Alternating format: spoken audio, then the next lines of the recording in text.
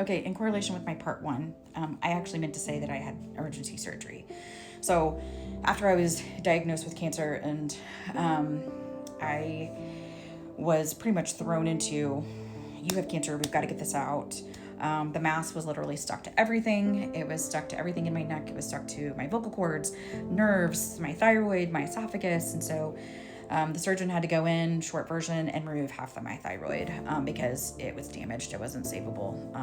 I make that sound so simple, which it just really isn't. Because if you know anything about thyroid, typical thyroid disorders are grave diseases.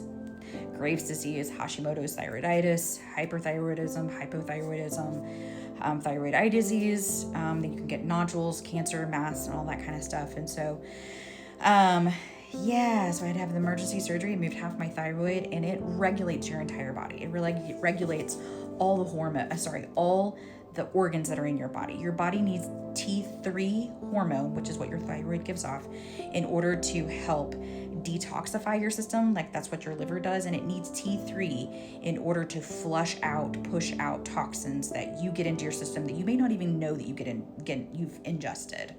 Alcohol is a component, like a good example of something that, you're drinking that, and it is considered a toxin that your body is trying to get rid of because your body doesn't use it, right? So kidneys don't like it, your liver doesn't like it, and so if you have autoimmunity, it's really dangerous in some senses to have alcohol. I still drink, not a lot. I used to drink a lot.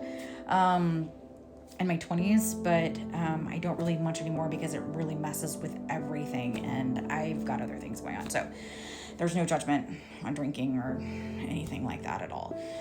Just saying where I'm at for myself. So ex-husband, less than a year later, he is having an affair with a girl that he worked with at corporate. He actually worked at a branch location, and he started having an affair with this girl.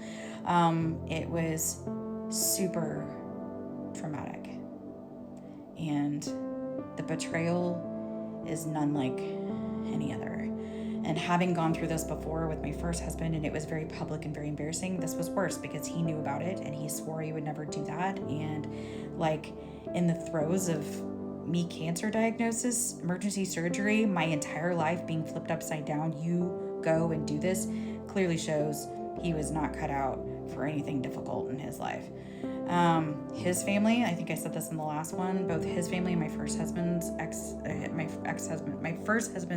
family as well were very critical. It's all my fault. All of it. Everything was my fault. The reason they had affairs was because of me. Staunch Christians, by the way, you guys. Staunch Christians. So that says a lot. Let's just, again, here's the cover-up culture. What we see in the church is the same thing I went through in my marriages. So,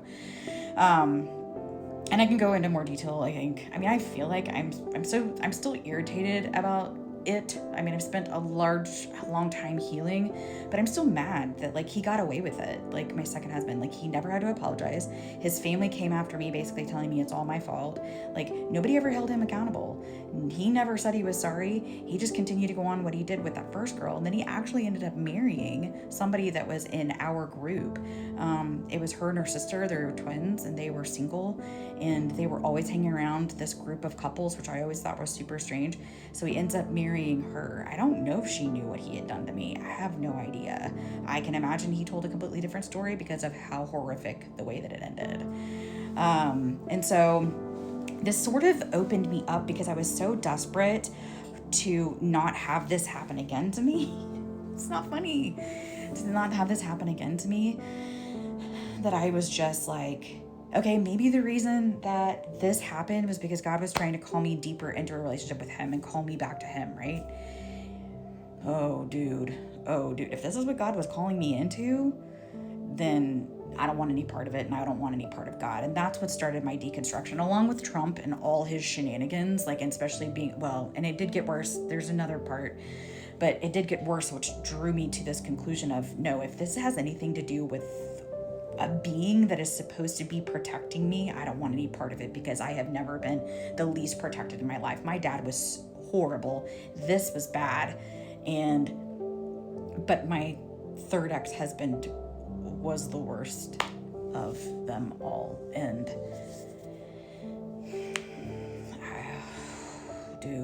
dude. So I know what it sounds like. I've been married 3 times. Definitely not what I wanted. Definitely not the way that I was raised, and definitely not part of my generation's mentality. You get married once. What do you do when the other person's cheating?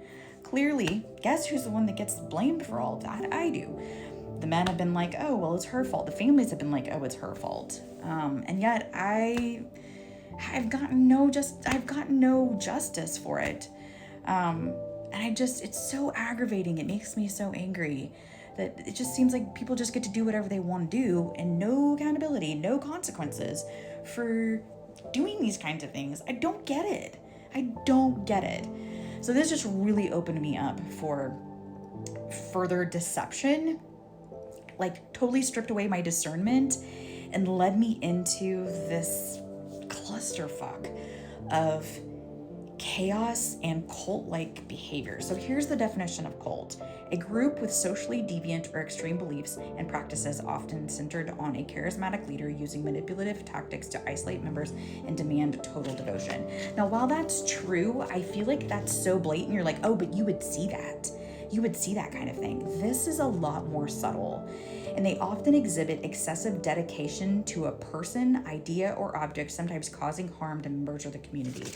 And let me tell you, what ended up happening was that as I started getting involved in these Bible studies and going down this road of extremism, I was given prophetic words, that prophetic meaning psychic, that my marriage was not going to be broken, that my second marriage was going to be healed and fixed, and we were going to go on to have this great ministry. Prophetic words were given to me that I was going to come out of it like with this amazing relationship that God was going to fix my second marriage. He absolutely was.